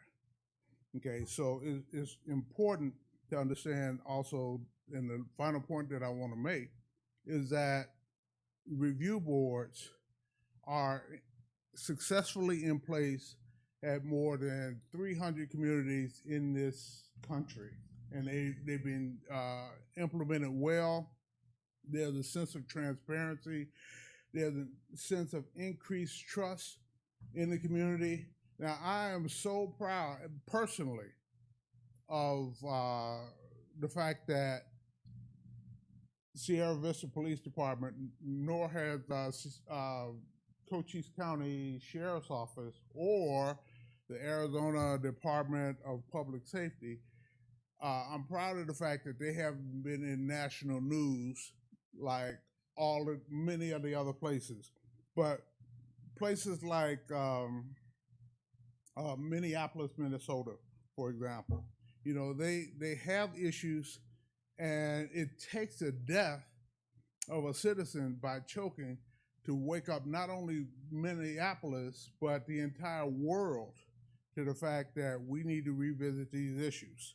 And it's important that we look at it. We have an opportunity here in Sierra Vista and Cochise County to not wait for a federal mandate to ban chokeholds or to have citizen review boards, because chokeholds are already banned in Minneapolis, Denver, Dallas, Houston, Washington, D.C., and the entire states of New York and California. So there is precedent for this. The NAACP's position is we should not have to wait for the Congress of the United States or the executive branch or even the legislature in our individual states to mandate some policies and laws and statutes to ban chokeholds, because we could do it right here in Sierra Vista and in Cochise County.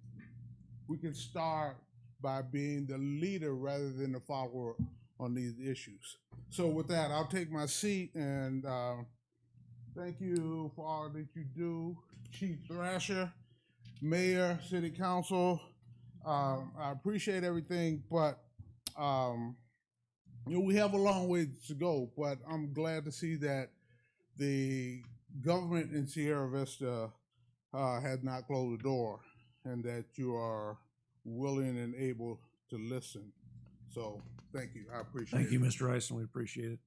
Chief, any questions for the chief on his presentation? I have one for Tony. Go ahead, Mr. Ison. We got a question. We got a question for you. I'm sorry. Hey, sorry, Tony, I didn't get to ask you yet. Just real quick, what is your vision or the NAACP's vision of a citizens review board? To do what exactly? You need Tony. You need to get up to the mic. Sorry. Sorry, Tony. The Citizen Review Board will work with the police department and the city of Sierra Vista in this case to review such actions as necessary.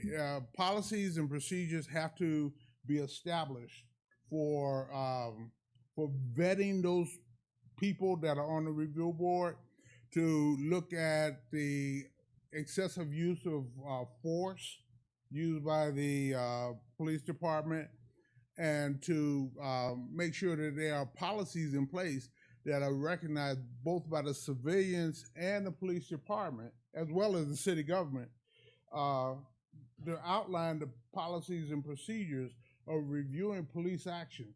Otherwise, a couple things can happen. You can have a review board that is manned totally by police officers and government officials with no civilian input at all. That promotes distrust and non-transparency, if I could use that phrase. Another thing about this is that the review boards have to vet the members, because since we discussed the establishment of review boards here at the conversation between the police department and the citizens of the community, several people have called to find out what they could do to not only establish a review board here, but what they could do to be on the police board. I mean, the citizen review board. So it's not an easy process. You have to vet the people to make sure that they are totally impartial, similar to how you vet a juror in a court proceeding. You need to make sure that their opinions don't necessarily swing automatically toward the police or toward the citizens of the community or toward one racial issue or another one. Total impartiality is selected, but there are some drawbacks.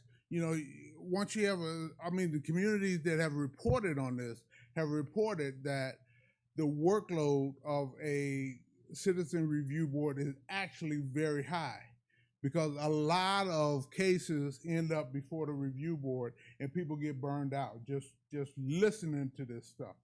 And other communities have reported that it is expensive to do that. So I don't really see if all of the, I don't see that part, because all of these people are volunteers and things like that. So that's the whole point of the review board, to review individual cases so that death by police officers or law enforcement officials don't go unreviewed, and at least something is being looked at, and the community, upon the establishment of a review board, has in almost every case resulted in building a bridge between the community and the police department that they used to distrust.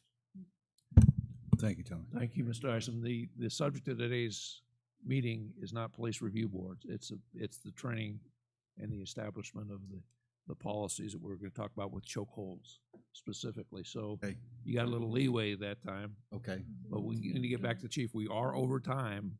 So do we have questions for the chief? And we still need to have Thank you, Mr. Mayor. I'm actually willing to cede my time if I can just ask Chief Thresher a few questions that I think are important for the Okay, council please do. to consider with their training as well, if that is possible.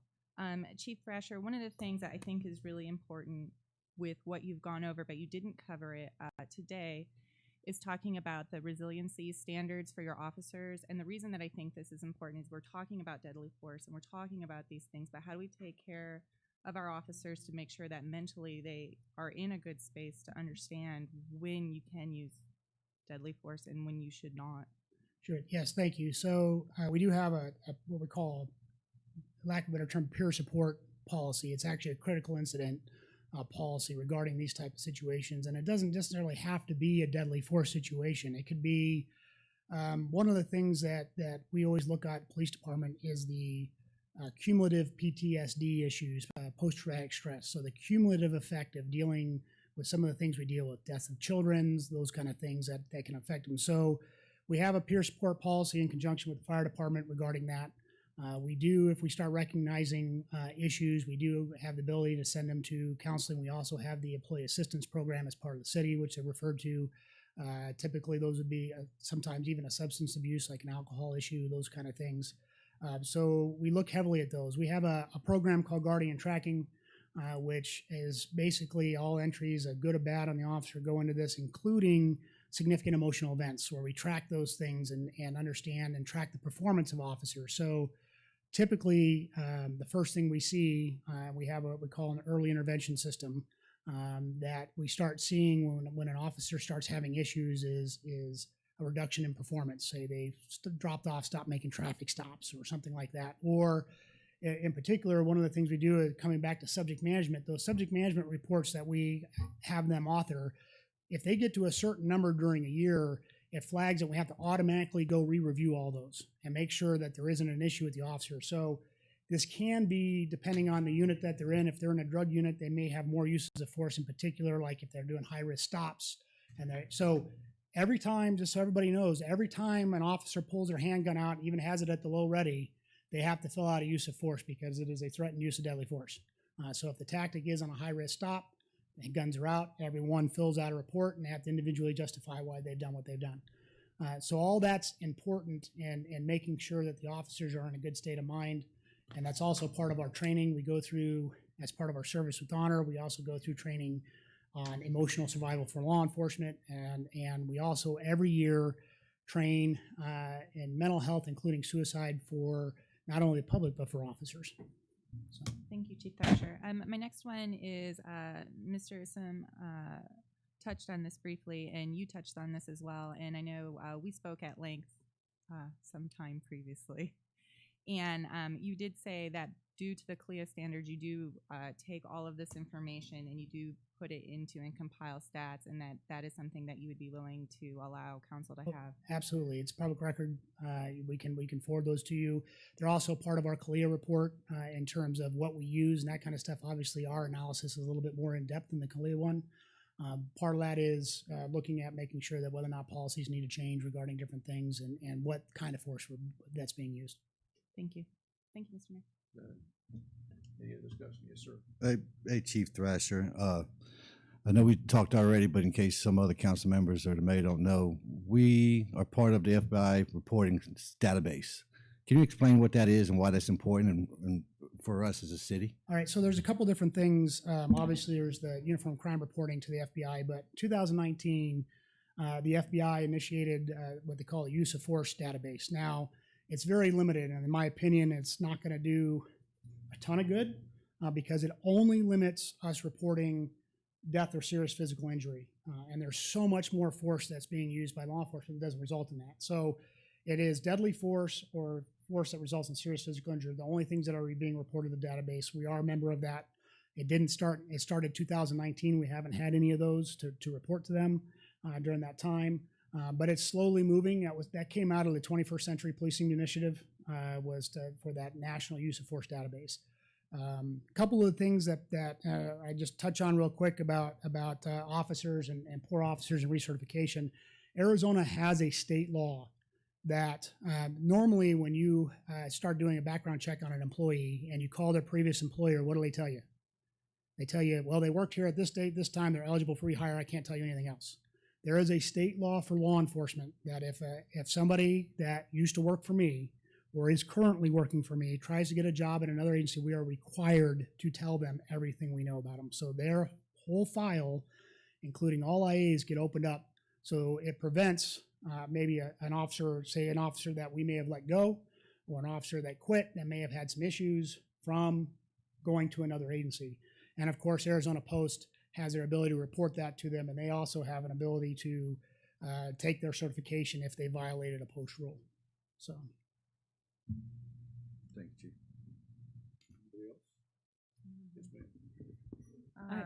Excuse me. Oh, no, go ahead, Lynn. Quite all right. Okay.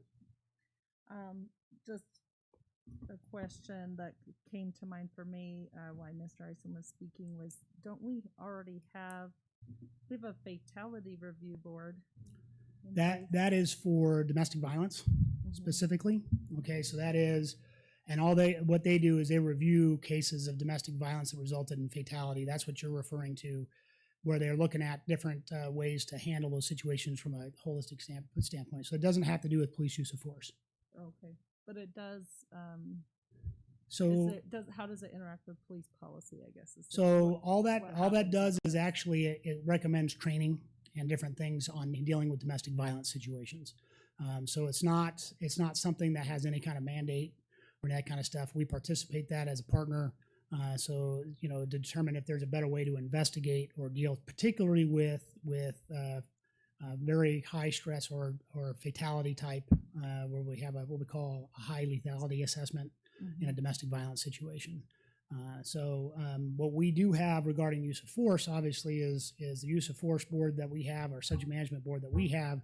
But just so you know, if it involves a serious injury or death, those things are investigated by AA and go to the county attorney for review, come to our HR for review, and those kind of things. So those things are reviewed outside our police department if they involve death and serious physical injury. And last for me was, you said that our CALEA report is public record. So it's Yes, already it can be. available to the Yes, we can public? actually post it and get it to you guys. Ms. Calhoun. Thank you. Okay, I have a couple of questions. First, I want to see procedurally if we're going to go on and go overtime. Well, we already Well, I are mean, overtime. more. Are we going to go? We can go up to a half hour. Okay. Unless somebody objects. Okay, so we're good then. I have a couple of questions, and I have to try to organize in my head that we're going to go forward. I was curious about when oftentimes police are, and I've never seen this in real life, but I've heard of it, and I hate to say this out loud, but I've seen it on TV. Oh, please And don't. I'm curious about when a policeman is making a stop and what our procedure is here, that they would put their hand on their holster. Where does that fit? So a lot of it is where do you put your hands, first of all, okay? You're taught not to put them in your pockets because you can't get them out, okay? Part of it is on an approach to a vehicle, you don't know who you're dealing with. There are a lot of officers that are shot on traffic stops. You don't know who you're dealing with. A lot of times that's just a place to rest it. You will see me, and I've had this actual complaint against me before, that I had my hand on my gun, and I'm resting like this, or I'm just sitting there like this. Okay, it's just a place to put your hands where you're not in your pockets, but they're in a place where they can react. And so again, with the tactical communications, we talk about standing like this, having in a position where we can get to a defensive position, deal with a quick draw if we had to. A lot of times it's just on the approach to the vehicle till we know what we're dealing with. And if you notice, we'll walk up, we'll make sure the trunk is shut. Okay. Walk by, you stand behind the B pillar so that the person has to do what? To see you have to turn around and expose their stuff so we can see inside the vehicle, see what's going on, make sure we see their hands before we start dealing with them. And then, again, that continual decision-making process we talked about and reassessing and assessing, wait, this person isn't a threat. There are many people that I've pulled over that actually have guns in the car that I allow them to sit there because they're obviously not a threat. Okay, there's others that are acting a little bit weird, might have a gun. I may pull them out, disarm them, those kind of things until the traffic stop's done. But that's that decision-making process we want them to go through as they're making those decisions. So. Okay, I see. Thank you on that one. Just a second. Let me ask you about this. This comes from actually someone who sent this question to me. But her concern was around the situation that you've expressed or explained, where it's a very emotion's not the right word, but getting into a situation with an aggressive person, and you're already at a heightened level of trying to figure out how to deal with the situation.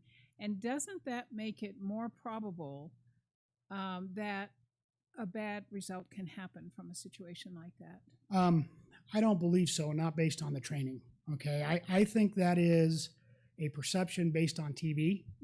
Okay, that cops go out there looking to go get in a struggle, looking to a fight, that kind of stuff. I can tell you, we want to talk our way out of these things if we can. And particularly what I think you're talking about is those with mental health issues, the excited delirium, those type of things, or extensive training on it, regarding dealing with those individuals, time, space, trying to deal with them without getting to talk them down. And again, that's that tactical communications. 90% of what we do is officer presence, verbal persuasion. That's 90% of how we deal with those situations. So every officer, while they're prepared, okay, and I want to make that clear, they are prepared to deal with it if they need to, don't want to, and are trying to get compliance verbally or some other manner than that. So that is the ultimate goal. Every time we step out of the car is to get compliance if we are trying to deal with the situation. I think that's probably demonstrated by how few of these really, really bad situations that we end up reading about in the newspaper, that your officers are being really successful. And it's true. I mean, I can give you all kinds of examples, like I said before, where under a court, officers probably would have been, justified in using deadly force, but didn't have to because of the decision-making process and going through the scenario and dealing with it. And then the training is so important. The first thing that ever gets cut out of a police department when budget cuts happen is training, because almost all of our budget's in personnel. So that's usually, and we have refused to do that in this department from 6 chiefs down from since I've been here to do that, because the training is what keeps you out of trouble.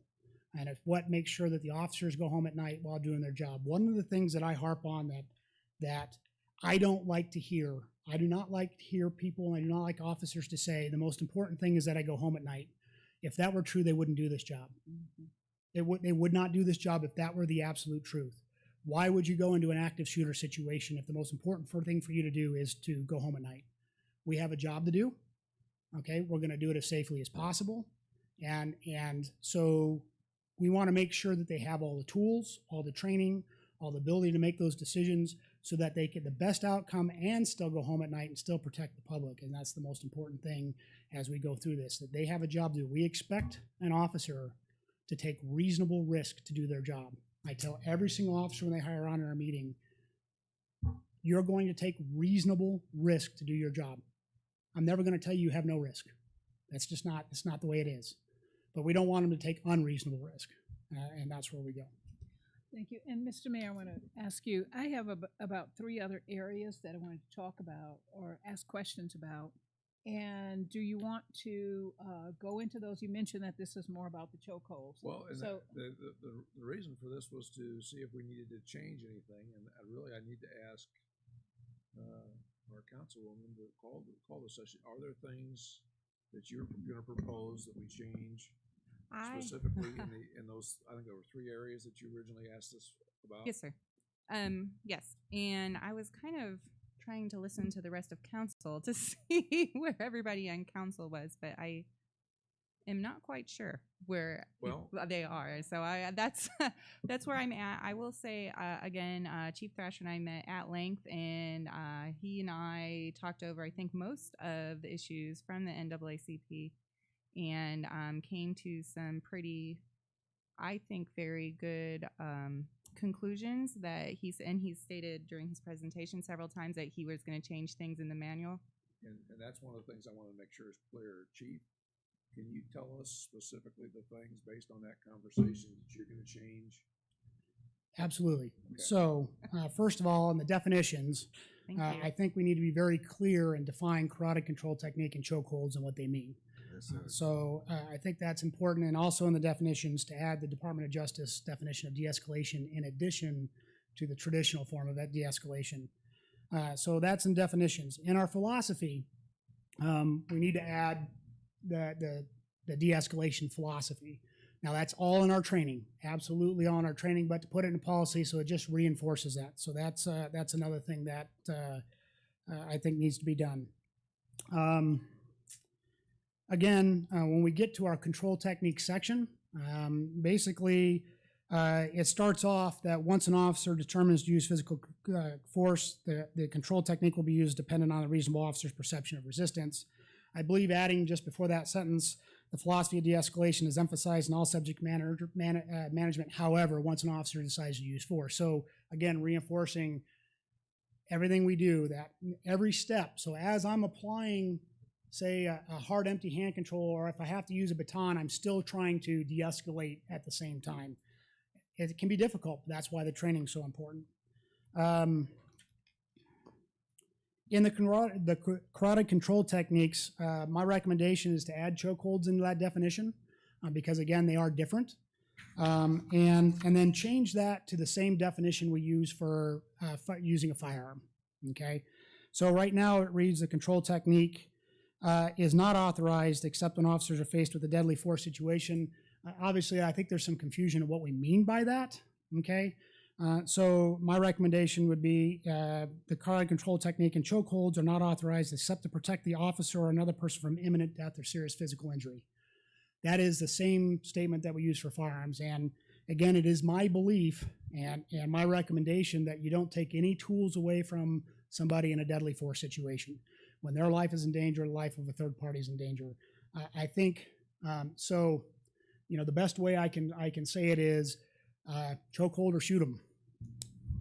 Can be a situation or whatever type stuff. I think it's important that you let the officers know that they have the ability to do whatever they can to save their life or the life of a third party if they need to. But again, trying to the whole time de-escalate as best as possible. So, and then in the discharge of at vehicles. So what the policy currently states is officers shall not discharge their weapons at a moving vehicle unless it is necessary to do so to protect the life of another, the officer of others. And then it says in such cases the shot shall be directed at perpetrators and not at the structure of the vehicle itself. Again, part of our training is to reinforce the risk-benefit analysis and the inherent dangers. And so just to specify that in policy. So officers shall not discharge their weapons at a moving vehicle unless it is necessary to do so to protect the life of the officer of others, and should be mindful of the inherent dangers of shooting drivers of vehicles that are in motion. Again, just reinforcing what our training is. And then at the very end, under our subject management issues, so one thing I didn't get into that is trained, I forwarded you guys the PowerPoint. We just recently had the training on the duty to intervene. That is the big deal in Minneapolis. The duty to intervene by the other officers to stop them.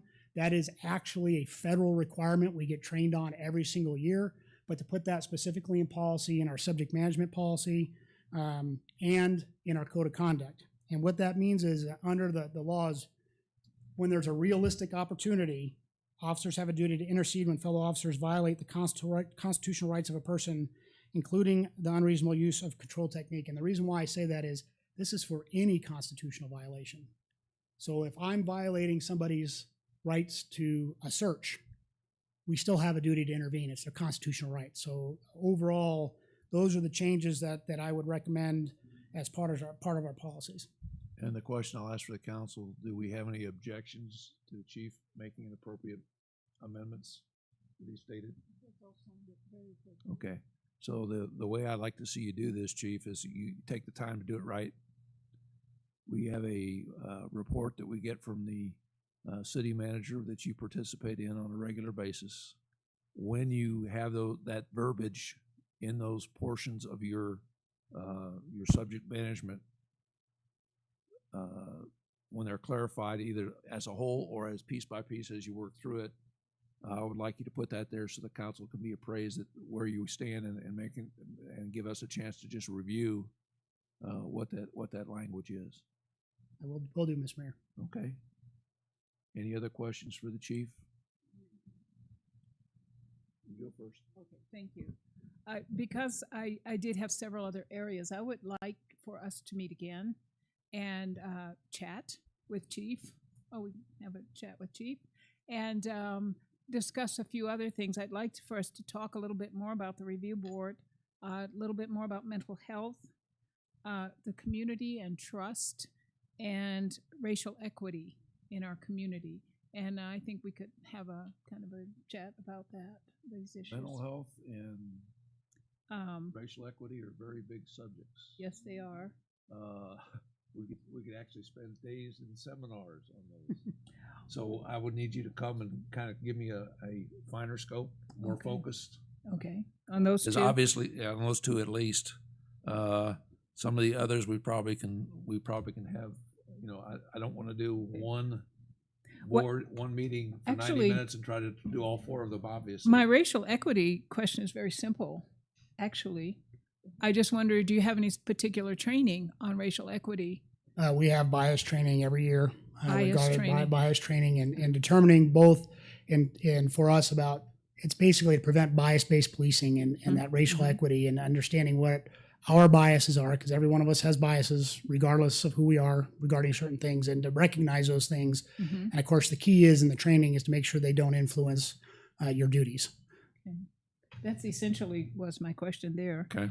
And the community and trust, I think might be a little bit more, and you might want to talk a little bit more Yeah. in detail about that. And I'm sure that's going to include subjects like your police academy and those kind of things, the things we do to build trust as well as and awareness and that kind of stuff. Mhm. Okay. All right. So we can Anything else? certainly schedule some of those. Got to figure out whether see we we need could it do for it as- separate meetings or whether Or we do it one. all together. That's the question. We got to figure it out. Okay. Anybody else? Yes, ma'am. All right, thank you, Mayor. So I just have a quick question for you, Chief. This will be super simple. So we've talked a lot today about reasonable officers and expectations, and also how we expect our officers to act. Just for the public's benefit, can you kind of lay out the standards to become an officer in Sierra Vista and what that looks like? Sure.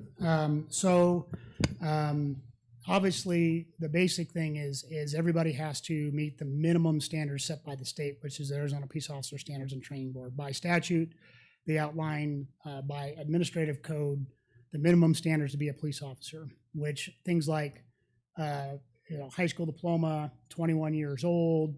They list out all kinds of stuff, the amount of drugs you could have used, all kinds of different things, as like juvenile indiscretion, those type of things.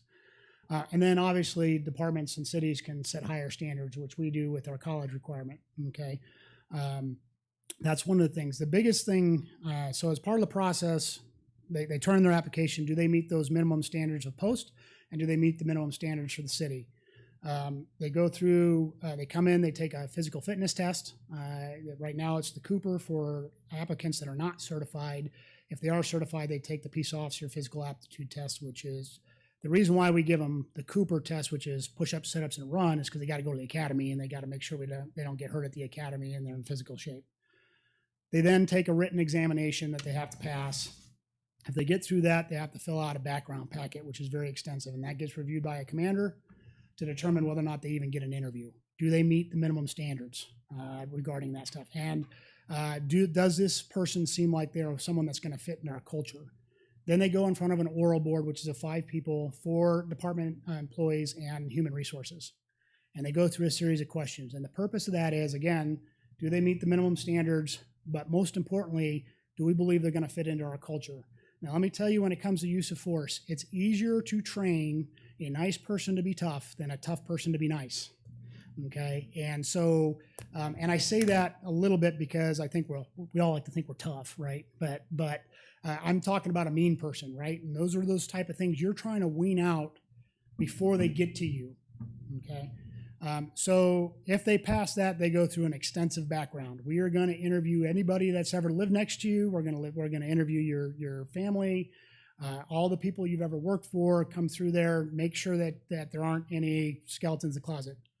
Obviously, people are allowed to make mistakes in their lives. The biggest thing we want you to do is be honest about those mistakes and what you've learned from them. And then if they get through that, they come up and they take a polygraph to make sure that all that stuff they told us is true. If they pass that, well, actually, before they act, regardless if they pass it or not, the packet comes up through our command staff, reviewed by both commanders, the deputy chief and myself, to see if this person meets our standards, passes the polygraph, passes the background. If they do, we sign off as recommending a conditional offer, and then it goes to the city manager for final approval.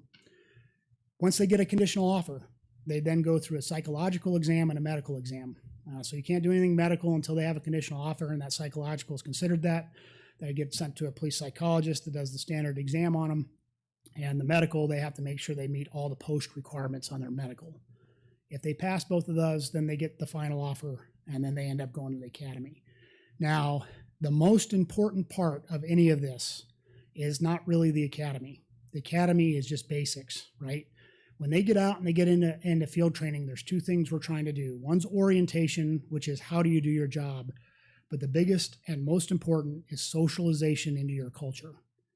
And socialize that into the client service mentality, the service honor mentality, and get them to do it. And that is one of the biggest things we do through our training, is that socialization process. Yeah, but it's also socialization in the community, because this community is different. As somebody who's lived in many communities, this community is different Absolutely. than others. Absolutely. So that's an important piece there too. And I will tell you, the biggest concern I always have of hiring a lateral officer, someone coming from another agency, is, are they going to fit into ours based on the culture they were already socialized into? And so one of the things, and I actually learned this from Fort Collins PD, by the way, is that when we get somebody from another agency, we send somebody to their agency to look at their files, but also to determine what kind of culture they got. They're also examining the agency that they came from to make sure that this person can fit in, and talking to all those people that worked with them to make sure that they would fit into our culture. Because again, we are what I call the epitome of community-based policing. I do not like the national definition. Those are meant for big agencies that can't respond to everything. We respond to everything. You call and you want to talk to a cop or see a cop, you're going to get one to help you or to just provide you in the right direction. And that is the most basic form of community-based policing. Okay. I'm ready to close. I just want to, yeah, we got 1 minute.